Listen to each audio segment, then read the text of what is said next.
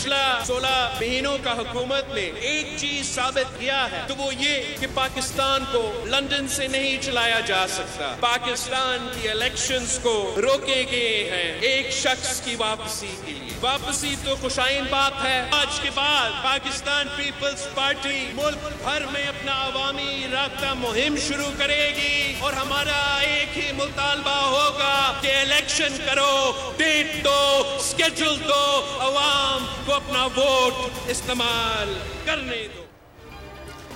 Selection की सियासत ने जमहूरियत का जनाजा निकाल दिया। कुछ भी हो जाए इलेक्शन करवाना होगा। बिलावल भुट्टो का दो टोक मौक़िफ़, कहा एक ही सूरत में आगे बढ़ सकते हैं। इलेक्शन कमीशन फौरी तौर पर इलेक्शन का ऐलान करे। हमारा मुतालिबा एक ही होगा, इंतखाबात का शेड्यूल दो, इंतखाबात कराओ। मजीद कहा एक शख्स की वापसी के लिए इलेक्शन रोका गया। उम्मीद है रियासती इंतजामात के बाद इस्तेकबाल भी बड़ा होगा। 16 माह में साबित हो गया पाकिस्तान को लंदन से नहीं चलाया जा सकता। सबको जवाब देने के लिए मुल्क में होना चाहिए। ये मुल्क को ना तेरा ना मेरा बल्कि हम सबका पाकिस्तान के तहत चलाना होगा। नवाज शरीफ अदालत के सामने सरेंडर करना चाहते हैं। गिरफ्तारी से पहले हिफाजती जमानत दी जाए। नून लीग के वकील की इस्लामाबाद हाई कोर्ट में दरखास्त पर समाअत। चीफ जस्टिस ने पूछा क्या दरखास्त गुजार इश्तिहारी हैं। वकील अमजद परवेज ने जवाब दिया जब कोई अदालत के सामने सरेंडर करना चाहता है तो अदालत उसे मौका फराहम करती है। नैब प्रोसिक्यूटर ने कहा अगर कोई मुल्जिम आना चाहता है तो हमें एतराज नहीं। जस्टिस मियां गुल हसन औरंगजेब ने कहा आप पहले चेयरमैन नैब से पूछ लें। अदालत ने नैब को नोटिस जारी करते हुए दलाइल तलब कर लिए। समाअत कल तक के लिए मुलतवी। अक्टूबर वो दिन होगा जिस दिन पाकिस्तान मुस्लिम लीग मियां नवाज शरीफ की क़यादत में पाकिस्तान को दोबारा उसी जगह पे लेके जाएगी, उसी ट्रैक पे लेके जाएगी जहां पे उसने 2017 में पाकिस्तान को खड़ा किया। साबिक वज़ीर-ए-आज़म नवाज शरीफ आज दुबई पहुंचेंगे। 21 अक्टूबर को दुबई से खुसूसी परवाज पर इस्लामाबाद के लिए उड़ान भरेंगे। जमानत कंफर्म होने की सूरत में 21 अक्टूबर को ही लाहौर पहुंचेंगे। मीनार पाकिस्तान इस्तकबाली जलसे से खिताब करेंगे। राना सनाउल्लाह कहते हैं कि 21 अक्टूबर को नून लीग मुल्क को 2017 के ट्रैक पर ले जाएगी। नवाज शरीफ मुल्क को बहरानों से निकाल चुके हैं।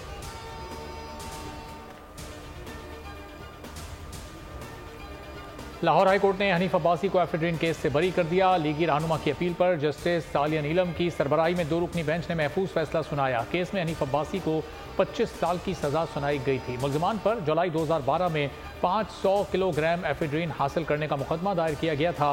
एंटी नारकोटिक्स फोर्स ने हनीफ अब्बासी समेत दीगर मुल्जिमान पर 9C एक्ट के तहत मुकदमा दर्ज किया था।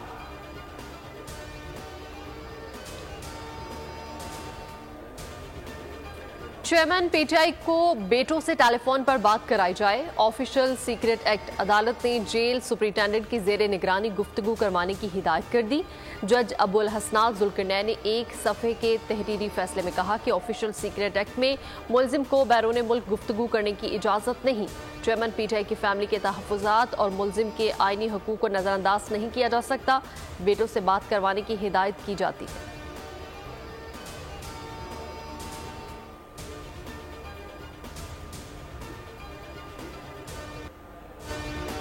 अमरीकी सदर की मुनाफ़क़त खुलकर सामने आ गई। अस्पताल हमले का इल्ज़ाम हमास पर लगा दिया। कहा अमरीका इसराइल की दिफाई ज़रूरत पूरी करने को यकीनी बनाएगा। हमास ने 7 अक्टूबर से अब तक 1400 इसराइलियों को निशाना बनाया। महज़ब दुनिया को हमास को शिकस्त देने के लिए मुत्तहिद होना पड़ेगा। हमास ने ऐसे मज़ालिम का इर्तिकाब किया जिससे दाइश ज़्यादा माकूल नजर आए। हिमायत पर इसराइली वज़ीर आज़म ने अमरीकी सदर का शुक्रिया अदा किया। एक दूसरे को गले भी लगाया।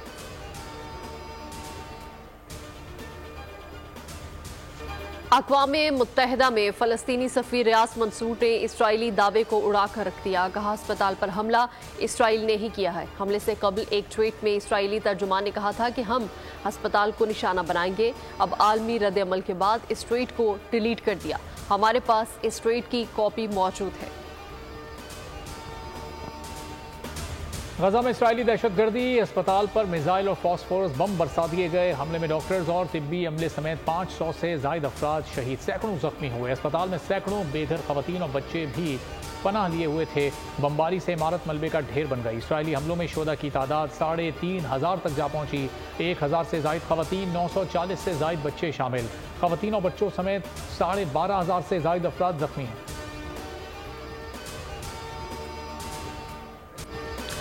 अस्पताल पर हमला, फलस्तीन में 3 रोजा सोग का ऐलान। इराक और ईरान में भी आज सोग है।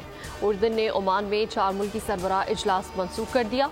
मिस्री हुकाम, उर्दनी शाह और फलस्तीनी अथॉरिटी ने अमरीकी सदर बाइडन से मिलने से इनकार कर दिया। तुर्क सदर ने कहा कि अस्पताल पर बमबारी गैर इंसानी हमला है। कैनेडियन वजीर आजम और फ्रांस के सदर ने शदीद अल्फाज में मजम्मत की। स्कॉटलैंड ने फलस्तीनी मुहाजिरीन को पनाह देने की आमादगी जाहिर कर दी। पाकिस्तान की मौजूदगी में फ़लस्तीन तनहा नहीं रह सकता। पाकिस्तानी अवाम फ़लस्तीनी अवाम के साथ हैं। बिलावल भुट्टो का कराची में सानिया कारसाज तकरीब से खिताब। निगरान हुकूमत से कहा, आप सिर्फ हमारे वज़ीर आज़म और वज़ीर ख़ारजा नहीं हैं, आपको फ़लस्तीन के लिए कुछ ना कुछ करना पड़ेगा। OIC मुमालिक के इसराइली सफीरों को मुल्क बदर करें। गजा में इसराइली जंगी जराइम की दस्तावेजात के लिए इस्लामी वकला की टीम तश्कील दी जाए। सऊदी अरब की दरख्वास्त पर मुनक्किद OIC इजलास में गौर। इजलास में सऊदी अरब, तुर्किया, पाकिस्तान, ईरान समेत और मुमालिक के सफीरों ने शिरकत की। ईरानी सफीर ने इसराइल पर तेल की पाबंदियां लगाने का मशवरा दिया। जलील अब्बास ने कहा कि फ़लस्तीनियों की घरों से जबरी बेदखली की दहशतगर्द मुहिम फौरी खत्म की जाए। गजा के अस्पताल पर इसराइल ने खून की होली खेल डाली। वहशी इसराइल के खिलाफ दुनिया में एहतजाज की आग भड़क उठी। बेरूत में अमरीकी और फ्रांसीसी सिफारतखानों के बाहर सख्त एहतजाज। मुजाहिरीन ने अमरीकी सिफारतखाने की हिफाजती बाड़ को आग लगा दी। फलस्तीनी इलाके रमला में भी मुश्तिल आवाम सड़कों पर निकल आए। इसराइल के खिलाफ शदीद एहतजाज किया। Nearly 50 projects worth $25 billion under CPAC.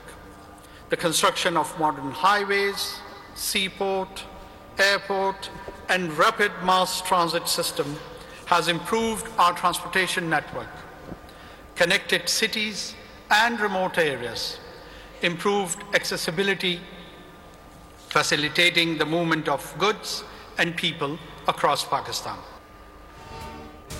Belt and road मंसूबे से अवामी सतह पर माशी तरक्की को फरोग मिला। CPAC से पाकिस्तान में 8,000 मेगावाट बिजली पैदा हो रही है। 10,000 मेगावाट के मंसूबे ज़ेर तकमील हैं। निगरान वज़ीर आज़म अनवारुल हक काकड़ का बीजिंग में बेल्ट एंड रोड फोरम से खिताब। पाकिस्तानी वज़ीर आज़म की चीनी हममनसब से मुलाकात। बाहमी ताल्लुकात को वुसअत देने पर इत्तेफाक। चीनी सदर ने कहा, तरक्की पजीर ममालिक के लिए नई इक़्तिसादी राहदारियों का क़याम तरजीह है। दूसरी जानिब पाकिस्तान और चीन के माबैन ML1 मंसूबे पर बड़ी पेशरफ। पाकिस्तान और चीन ने ML1 मुआहदे पर दस्तखत कर दिए। पाकिस्तान का अबाबिल वेपन सिस्टम का कामयाब तजुर्बा। ISPR के मुताबिक मिसाइल सिस्टम का मकसद डिटर्नेंस को मजबूत बनाना है। आजमाइशी परवाज से मुख्तलिफ डिज़ाइन, तकनीकी पैरामीटर्स और हथियारों की कारकर्दगी का जायजा लेना था। कम से कम काबिल भरोसा डिटर्नेंस के साथ फुल स्पेक्ट्रम डिटर्नेंस ऑपरेशनलाइजेशन के जरिए मुल्की दिफा को तकवीत मिलेगी।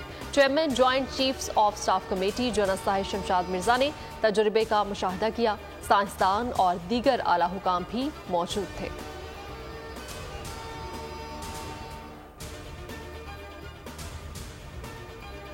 गैर मुल्कियों के लिए अब भी 12 दिन बाकी हैं। 1 नवंबर से कार्रवाइयों का आगाज़ किया जाएगा। वज़ीर इत्तलात बलूचिस्तान जान अशरफजई कहते हैं, पाकिस्तान में 1.3 मिलियन महाजरीन रिहाइश पजीर हैं। चमन के रास्ते 1000 खानदान अफगानिस्तान जा चुके हैं। 250 खानदान रोजाना की बुनियाद पर मुल्क छोड़कर जा रहे हैं। वतन वापस जाने वालों का डेटा और नादरा के जरिए फिंगरप्रिंट्स हासिल कर रहे हैं। रियासत ने जो फैसला किया है उस पर हर सूरत अमल दरामद किया जाएगा। मुसलसल कमी के बाद डॉलर की लंबी छलांग। ओपन मार्केट में 4 रुपए महंगा हो गया, 281 रुपए में फरोख्त हुआ।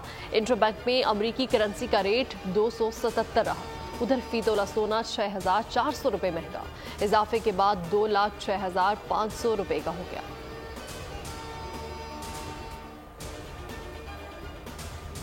अक्टूबर 2007 पाकिस्तान की तारीख का सियाह तरीन दिन। सानिया कारसाज की 16वीं बरसी पर मुल्क भर में ताज़ियती इज्तिमात। कराची सानिया कारसाज को 16 बरस बीत गए। छोटे बड़े शहरों में तकरीबात। मरकजी तकरीब कराची में हुई।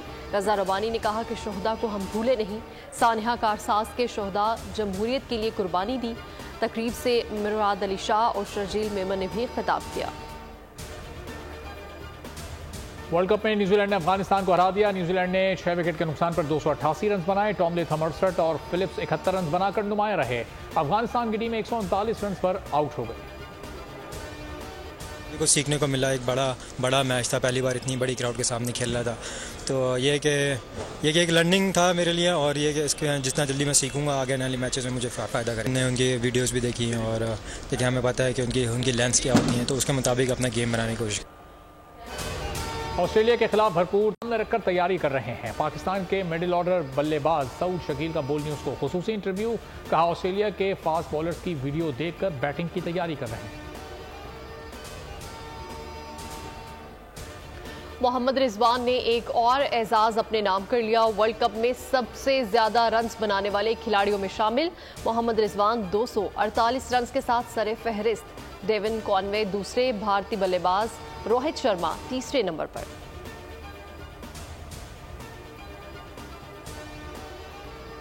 वनडे प्लेयर्स रैंकिंग, कप्तान बाबर आजम की बैटर्स में पहली पोजीशन बरकरार। शुभमन गिल की दूसरी पोजीशन, जनूबी अफ्रीका के क्विंटन डिकॉक का तीसरा नंबर, इमामुल हक की 10वीं पोजीशन। बॉलर्स रैंकिंग में ऑस्ट्रेलिया के जॉश हेजलवुड का पहला नंबर।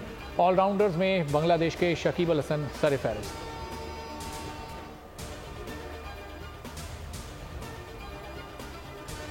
गिलगित बल्तिस्तान में सर्दी की दस्तक, मौसम खज़ा आमद के साथ ही कोसों कज़ाह के रंग बिखर गए। पहाड़ी इलाकों के बागात और दिलकश मनासिर सयाहों को अपनी जानिब राग़िब करने लगे।